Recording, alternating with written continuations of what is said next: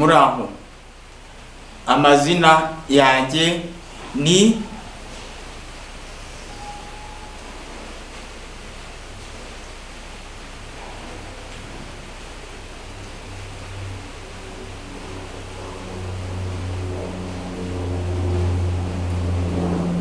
Theobald mu Marenga.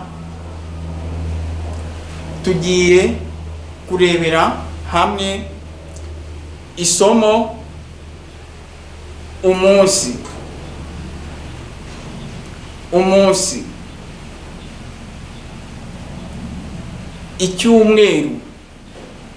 Icyumweru kigizwe n'iminsi 7. Kuwa mbere ufata agatoki kawe ka mbere ukagashira hano hasi y'umuntu. Kuwa mbere, kuwa kabiri, kuwa gatatu, kuwa kane, kuwa gatanu. Ufata zino ntoki zawe ugasa nkaho uzigira gutya, ugasa nkaho uzikozanyaho. Kuwa gatandatu, ku cyumweru tugiye gusubiramo turebe iminsi y'icyumweru. Kuwa mbere, kuwa kabiri, kuwa gatatu, kuwa kane, kuwa gatanu, kuwa gatandatu. Ku cyumweru ufata ikiganza cyawe ugasa nkaho ushiraho B, noneho ugashira hano ku munwa wawe. Ku cyumweru tugiye kurebera hamwe irindi somo. Ninjoro ufata ibiganza byawe ugasa nkaho ubinyuranyaho. Ninjoro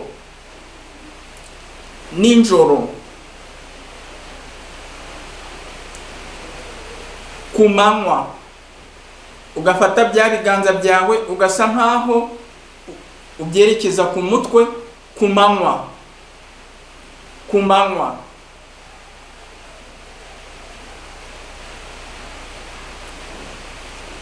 ninjoro, ku manywa.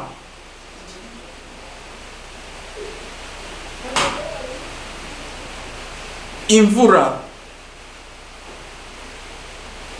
ufata ikiganza cyawe ugasa nkaho ukoza hasi, ariko usa nkaho uterera hasi intoki zawe.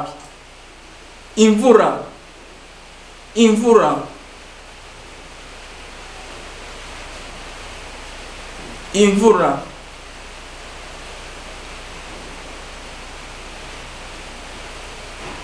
izuba ufata cya kiganza cyawe ugasa nkaho izuba.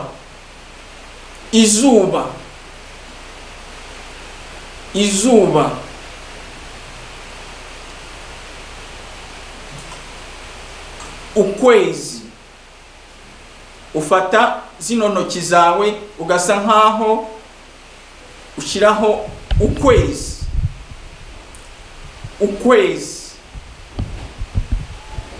Tugiye gusubiramo.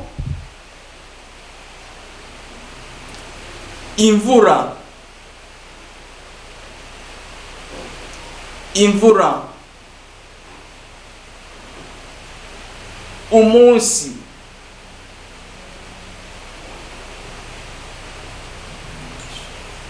izuba,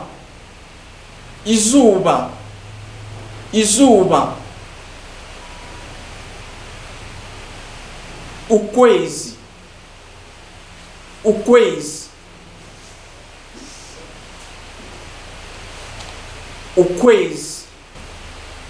turabashimiye gukomeza gukurikira isomo mu marenga nyarwanda. Murakoze cyane.